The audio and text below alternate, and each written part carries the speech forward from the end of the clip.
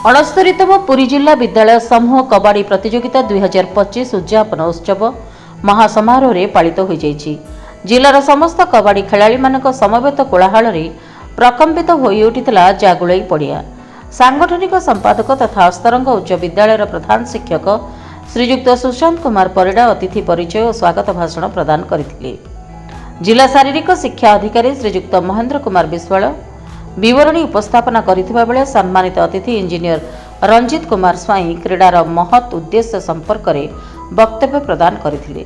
विशिष्ट अतिथि अस्तरंगर तहसीलदार श्रीमती प्रियंका प्रियदर्शिनी पति, मुख्य अतिथि गोष्ठी उन्नयन अधिकारी अस्तरंग श्रीमती सस्मिता बेहरा, मुख्य वक्ता भाव अवसर प्राप्त प्रधान शिक्षक श्रीयुक्त प्रमोद कुमार नायक और अन्यतम सम्मानित अतिथि भाव समाजसेवी श्रीयुक्त जयंत कुमार परिडा, सहमंडल शिक्षा अधिकारी मंगुली चरण दास, प्रियदर्शी विश्वाल जोग देइथिले। एही उद्यापन कार्यक्रम में अस्तरंग मंडल शिक्षा अधिकारी श्रीयुक्त श्रीकांत कुमार स्वाई अध्यक्षता करथिले। अन्यतम सम्मानित अतिथि भाव निहार रंजन पल्लई और रंजित केशरी नायक निमापड़ा मंडल शिक्षा सह संपादक जोग देइथिले। पाठपढ़ा सहित शिशु माने क्रीड़ा को सहपाठ्य कार्यक्रम भाव ग्रहण कले भविष्य में देशर जातिर गौरव वृद्धि में सहायक हो पारिबे।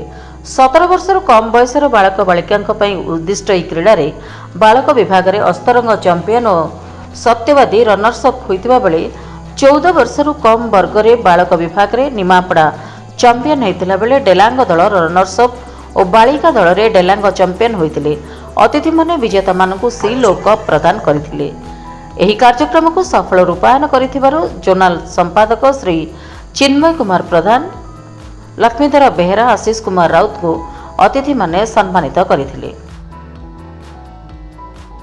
Bureau report, PS news Bharat.